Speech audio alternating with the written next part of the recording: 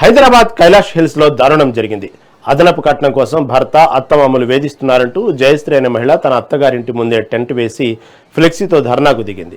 పెళ్లి సమయంలో 5 కిలోల వెండి, బంగారు ఆభరణాలు, 10 లక్షల కట్నం ఇచ్చినా నిత్యం వేధిస్తున్నారని బాధితురాలు ఆవేదన వ్యక్తం చేసింది. ఎదురు తిరిగితే ఇంట్లోకి రానివ్వకుండా బంధువుల్లో వ్యభిచారిగా ముద్ర వేసి మానసికంగా వేధిస్తున్నారని వాపోయింది. పోలీసులకు ఫిర్యాదు చేసినా ఫలితం లేకపోవడంతో చివరకు బంధువులతో కలిసి భర్త ఇంటి ముందు బైఠాయించింది.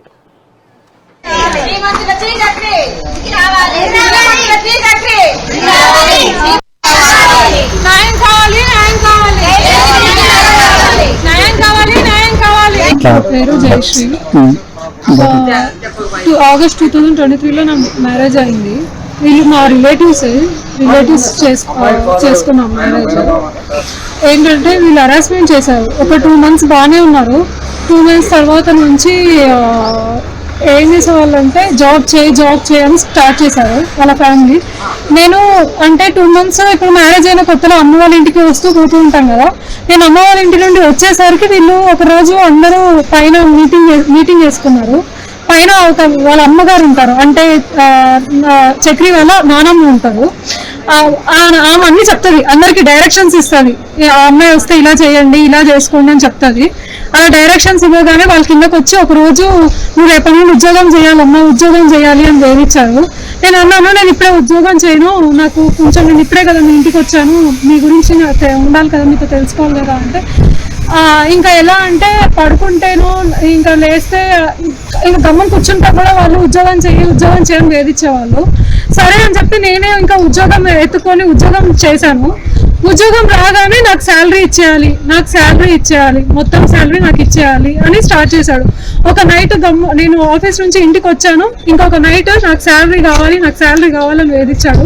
నేను అన్నాను, నాకు ఖర్చులు ఉంటాయి కదా, నా దగ్గర పెట్టుకుంటాను, నీకేమైనా కావాలంటే నేను ఇస్తాను, నా దగ్గర ఉంటది కదా అని అంటే, లేదు నువ్వు నాకు మొత్తం ట్రాన్స్ఫర్ చేయాలి. ఒక పెద్ద సైకోలాగా మీదకి వచ్చి ఒక ఇదిగా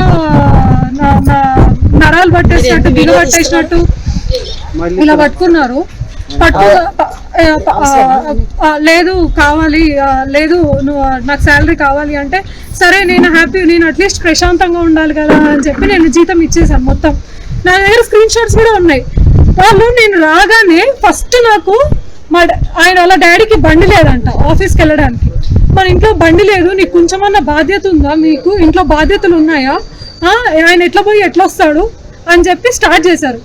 సరే మన ఇంటికే కదా, బండికే కదా, నేను వాడుకుంటాను కదా అన్నట్టు 30,000 అండి, 30,000 ఇచ్చా అడ్వాన్స్ బండికి. నా పేరు మీద రిజిస్ట్రేషన్ చేపిస్తా, నీ పేరు మీద రిజిస్ట్రేషన్ అంటే నాది అడ్రస్ వేరేది ఉండడం వల్ల అవ్వలేదు. సరే ఎవరిదైతే ఏముంది అని 30,000 ఇచ్చేసా. 30,000 ఇచ్చిన తర్వాత కూడా ఆ బండి వాడుకోవడానికి కూడా నాకు అవసరం ఉంటే నాకు అవసరం. ఆడపిల్ల దాన్ని నేను ఆఫీస్కి వెళ్ళి రావడం కష్టం ఉంటుందా, అబ్బాయిలు తిరగడానికి కష్టంగా ఉంటుందా?